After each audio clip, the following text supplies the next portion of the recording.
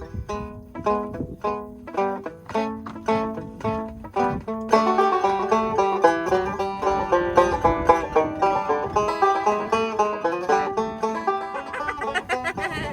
I'm Banjo Joe, and this is Danielle, and we're creators over at the Banjo Joe Show here on YouTube. And this is our van that we've been traveling in right here. And I'm a traveling musician. I'm a banjo player and singer, songwriter, and we've been traveling around, picking my banjo. Danielle's over here, clipping hair. Not on the road. Not on the road. No, we have a home base in Southern Illinois. We've got a little cabin there. We spend about 2/3 of our time there, and then we hit the road, travel all around the country in our van that we built out to a camper. And I picked the banjo. We love hiking and biking, and we just love living outdoors, and this is how we can afford to do it. This is a 1995 Dodge Ram B3500. It's a 15-passenger van that was a church van for a long time, and we got a really good deal on it. And we just took all the seats out, you know, and ripped up the floor and put in this laminate flooring or whatever it is.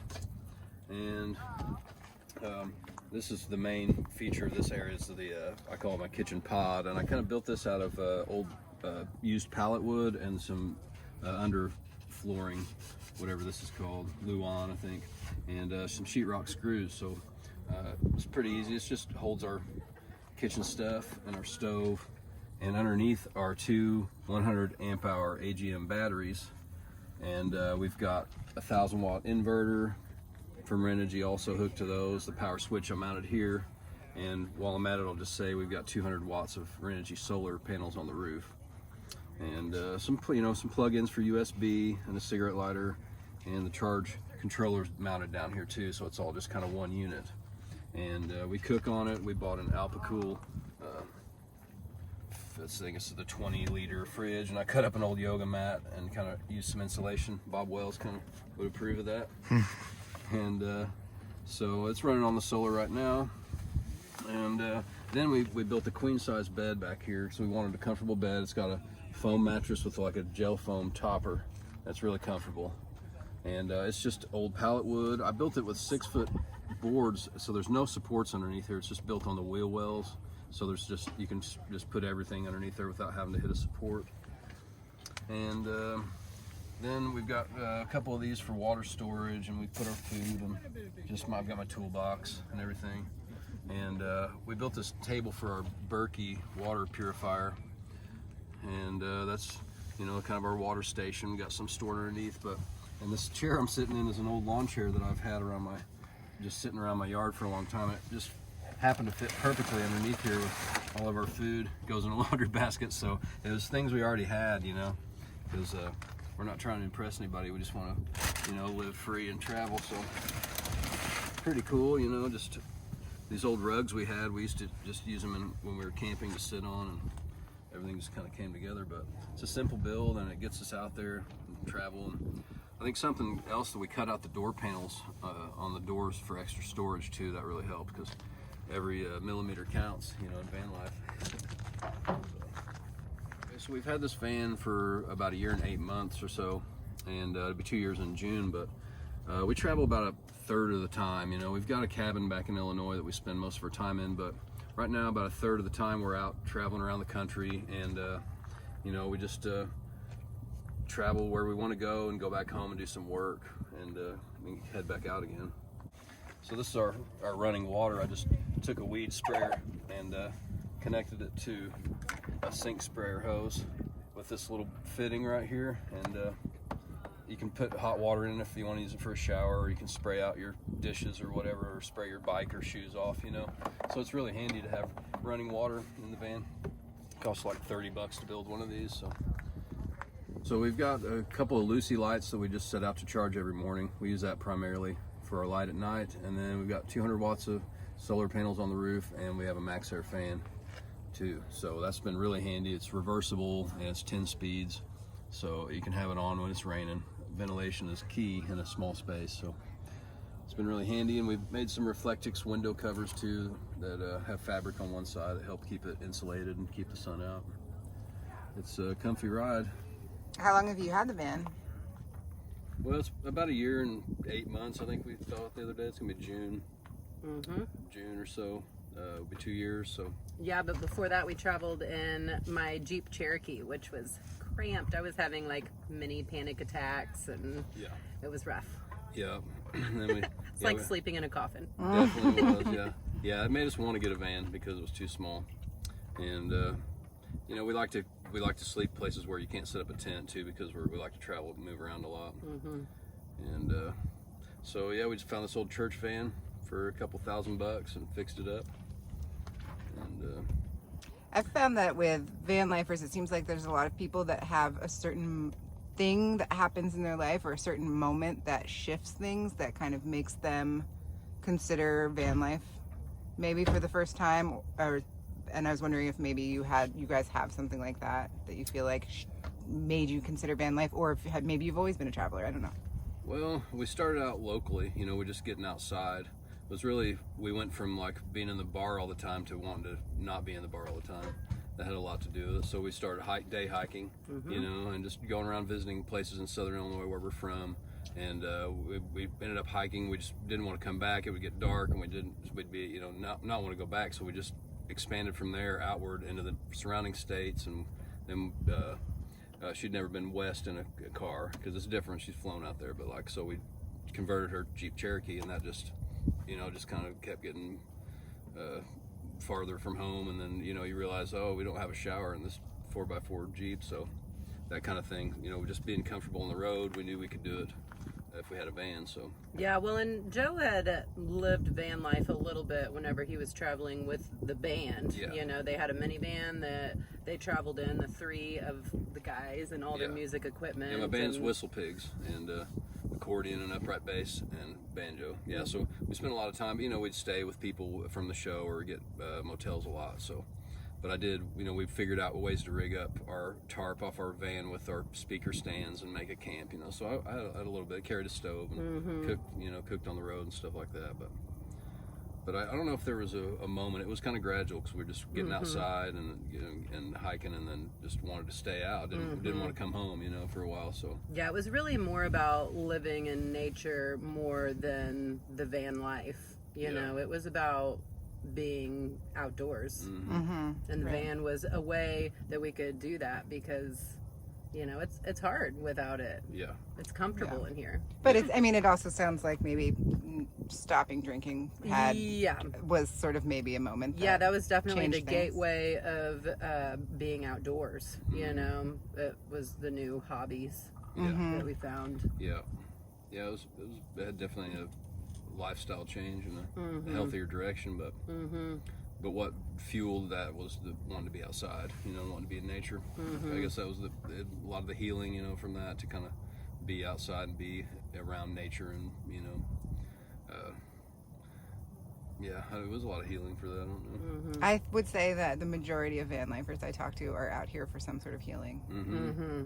It's really special. I think it's part of what makes this community so amazing. Even if that's not the reason that you did it, that's the outcome. You might not even know it. You just know, I need to do this, but I'm not sure why. You figure it out eventually. Totally.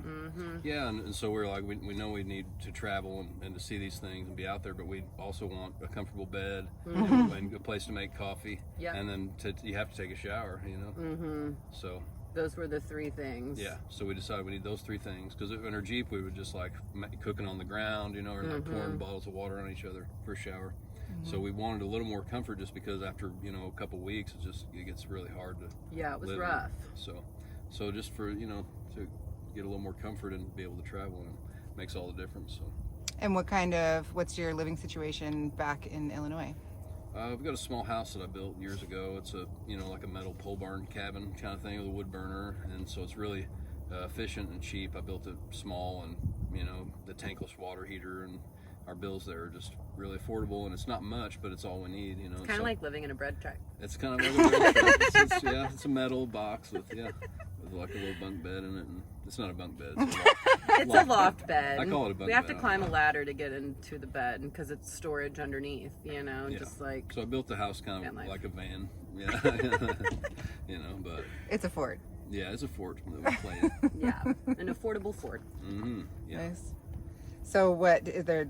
is there a way that you're able to leave that and go out on the road? Do you have things that have to be taken care of there? And I know that some people really have that struggle. How do I just leave for a little while and then come back? Yeah, it's not, I mean, it's, we leave a little heater on so the pipes don't freeze, but we've got 2 cats too, which is kind of, you know, a challenge. We don't have room for them in here. If we had an RV, we probably could, but we live on family property, so my brother and his family live right next door, and my niece, we pay her to be our cat sitter, so she goes in and pets them and feeds them and does all the chores for us. So we're lucky to have family there on the property and to help us take care of our stuff. So Yeah.